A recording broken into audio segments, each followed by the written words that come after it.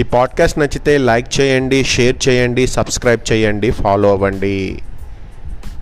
చిత్రగ్రీవుడు చెప్పిన మేరకు పావురాలన్నీ ఒక్కసారిగా పైకి లేచాయి. వలతో పాటుగా ఆకాశంలోకి ఎగిరిపోయాయి. జరిగిందంతా మొదటి నుంచి గమనిస్తున్న లఘుపతనకుడు అనే కాకి ఈ పావురాలు ఎక్కడికి వెళ్తున్నాయి, వల నుంచి ఎలా తప్పించుకుంటాయి, ఇదేదో చూడాలి అని అనుకున్నాడు. అది కూడా ఆకాశంలోకి ఎగిరి పావురాల వెంబడి వెళ్ళిపోయింది. ఇలా ఎంత దూరం ఎగరాలి, ఎక్కడికని ఎగరాలి? చిత్రగ్రీవుణ్ణి ప్రశ్నించాయి మిగతా పావురాలు. గండకీ నది వరకు ఎగరాలి, దాని ఒడ్డున విచిత్రవనం అనేటువంటి ఒక అడవి ఉంది, అక్కడ మనం చేరుకోవాలి అన్నాడు చిత్రగ్రీవుడు. అక్కడికి ఎందుకు మనం వెళ్ళాలి అని అడిగింది ఒక పావురం. ఎందుకంటే అక్కడ నా మిత్రుడు ఉన్నాడు, అతని పేరు హిరణ్యకుడు. అతను ఎలుకలకు రాజు. అతను మనని కాపాడతాడు. లోకంలో తల్లి, తండ్రి, స్నేహితుడు ఈ ముగ్గురే కాపాడతారు. మిగిలిన వారు కాపాడగలిగే అవకాశం ఉండి కూడా వారికి మనతో అవసరం ఉంటేనే కాపాడతారు, లేకపోతే కాపాడారు అన్నాడు చిత్రగ్రీవుడు. నిజమే అన్నాయి పావురాలు. హిరణ్యకుడిని కలిస్తే అతని వలను కొరికి ముక్కలు చేస్తాడు, మనం అప్పుడు తప్పించుకోవచ్చు అన్నాడు చిత్రగ్రీవుడు. అయితే ఇంకేం, పదండి అన్నాయి పావురాలు. ఎగరడంలో వేగాన్ని కూడా పెంచాయి. వారిని వెన్నంటి వస్తున్న లఘుపతనకుడు కూడా వేగాన్ని పెంచాడు. గండకీ నది కనిపించింది, విచిత్రవనం కూడా కనిపించింది. ఒక్కసారిగా పావురాలన్నీ కిందికి దిగాయి. హిరణ్యకుడి కలుగు దగ్గర వాలాయి. కలుగు అంటే రంధ్రం ఉండేటువంటిది ఉంటుంది కదా, అది ఎలక ఉండేటువంటి ప్లేస్ కలుగు. ఓకే, అక్కడ వాలాయట. అక్కడ వాలి ఏం చేసినాయి, వెంటనే అక్కడ రెక్కల టపటపలు, పావురాల గోలకి కలుగులో ఉన్నటువంటి హిరణ్యకుడు అయ్యో ఏదో ప్రమాదం ఏదో వచ్చింది అనుకొని భయపడిపోయాడు. కలుగులోనికి మరింతగా వెనక్కి జరిగాడు. తర్వాత కొంచెం ఓపిక తెచ్చుకొని కలుగు ముందుకు వచ్చాడు చిత్రగ్రీవుడు. మిత్రమా అని పిలిచాడు. పరిచయమైన గొంతులా అనిపించి కొంచెం ముందుకు వచ్చాడు హిరణ్యకుడు. నేను మిత్రమా, నీ మిత్రుణ్ణి, చిత్రగ్రీవుణ్ణి, నీ సహాయం కోరి వచ్చాను, దయచేసి బయటికి రా అన్నాడు చిత్రగ్రీవుడు. అతని మాట పూర్తి కానే లేదు. ఆనందంగా కలుగులోంచి బయటకు వచ్చాడు హిరణ్యకుడు. చిత్రగ్రీవుణ్ణి చూసి ఆనందించాడు. ఆహా, ఎన్నాళ్ళకు మిత్రమా, నిన్ను చూడడం నాకు చాలా ఆనందంగా ఉంది అన్నాడు. అంతలోనే మిత్రుడు వలలో చిక్కుకొని ఉండడాన్ని చూసి ఆశ్చర్యపోయాడు. ఇదేమిటి, వలలో చిక్కుకున్నావు అని అడిగాడు. సమాధానం చెప్పేలోపే చిత్రగ్రీవుణ్ణి వల నుండి తప్పించేందుకు ప్రయత్నించాడు. వలను కొరకసాగాడు. ఆగాగు, నన్ను విడిపించడం కాదు, ముందు నా వాళ్లను విడిపించు, తర్వాత నన్ను విడిపించవచ్చు అన్నాడు చిత్రగ్రీవుడు. రాజుగా తోటివారిని కాపాడడం ప్రథమ కర్తవ్యం అని అనుకున్నాడు అతను. పూర్వజన్మలో ఏ పాపం చేశామో అందరం ఇలా వలలో చిక్కుకున్నాం. పాపం పుణ్యం కాదు కానీ బుద్ధిగా ప్రవర్తించలేకపోయాం, ఫలితంగా శిక్ష అనుభవిస్తున్నాం అన్నాడు చిత్రగ్రీవుడు. వల కొరుక్కుండా ఆలోచిస్తున్న హిరణ్యకుణ్ణి చూశాడు. ఏమిటి ఆలోచిస్తున్నావు మిత్రమా అని అడిగాడు. ఏం లేదు మిత్రమా, నా పళ్ళు కొంచెం ఇబ్బంది పెడుతున్నాయి, నొప్పి కూడా పెడుతున్నాయి, మొత్తం వలంతా కొరకడం అంటే చాలా కష్టం అనిపిస్తుంది, ముందు నిన్ను విడిపించని తర్వాత ఆలోచిద్దాం అన్నాడు హిరణ్యకుడు. చిత్రగ్రీవుడికి హిరణ్యకుడి మాటలు నచ్చినట్లు లేదు, అదోలా చూశాడు అతన్ని.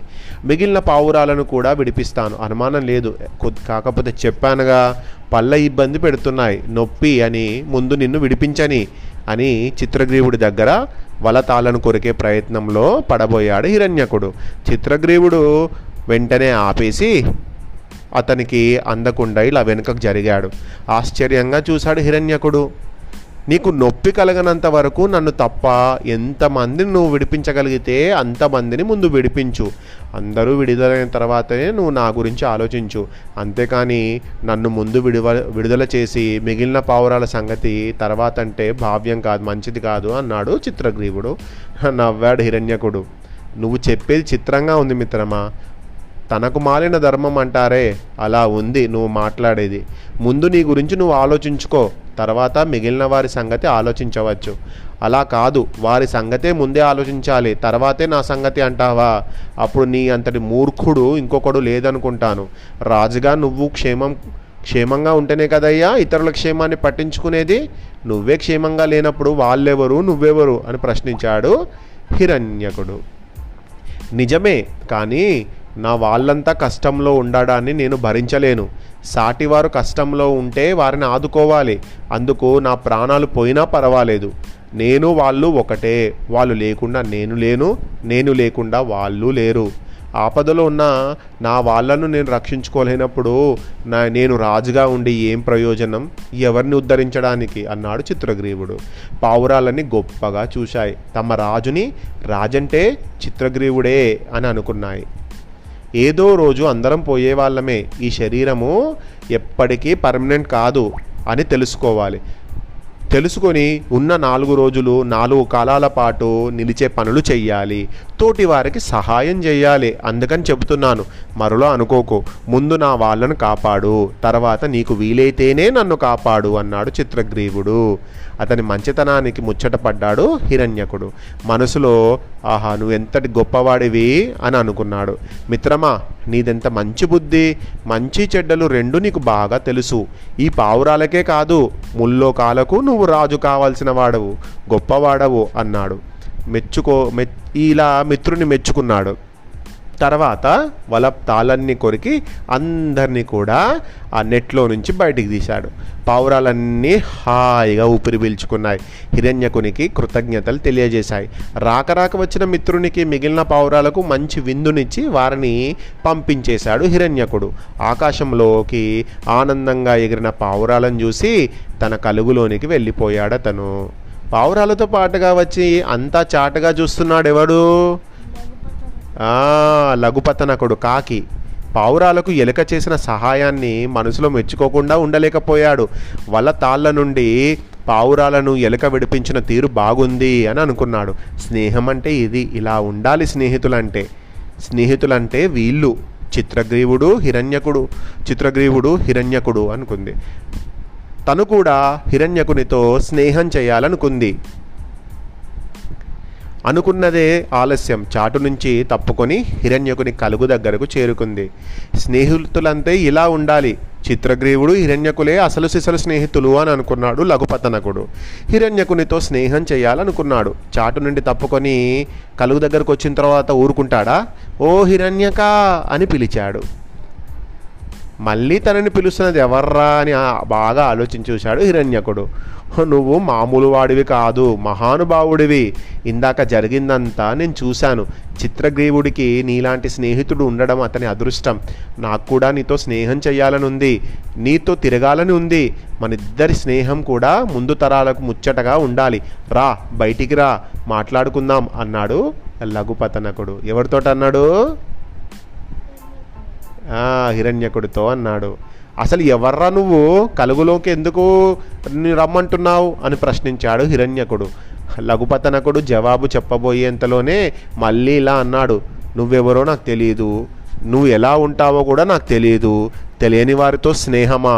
ఎలా స్నేహం చెయ్యాలి అని అన్నాడు. పాపం భయపడుతున్నాడు అనుకొని సన్నగా నవ్వుకొని ఇలా అన్నాడు లఘుపతనకుడు. నేను కాకిని, నా పేరు లఘుపతనకుడు. కాకి అన్న మాట వినిపించగానే హిరణ్యకుని గుండెలు జారిపోయాయి. కాకితో స్నేహమా? కలలో కూడా ఊహించలేము. అమ్మో, నీతో స్నేహమా? జరగని పని. మీ కాకి జాతి పనేమిటి? మా ఎలుక జాతిని పట్టి చంపి తినడం.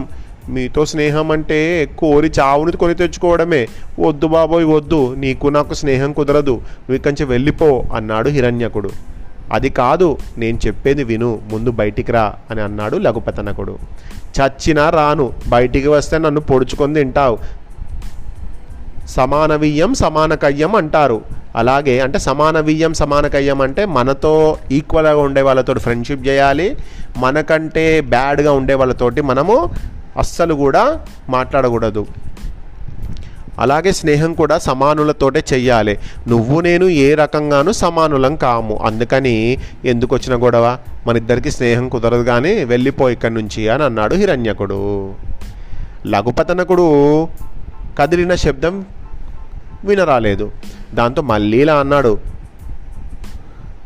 నీకు ఒక స్టోరీ చెప్తాను. ఓ జింక నక్కతో స్నేహం చేసి ప్రాణాల మీదకు తెచ్చుకుంది. ఆ కథ నీకు తెలుసా అని అడిగాడు. తెలీదు అన్నాడు లఘుపతనకుడు. అయితే విను, చెబుతాను అంటూ జింక నక్క కథ చెప్పాడు హిరణ్యకుడు లఘుపతనకుడితో. మరి లఘుపతనకుడికి చెప్పినటువంటి ఆ కథ ఏంటో నెక్స్ట్ పాడ్కాస్ట్లో విందామా?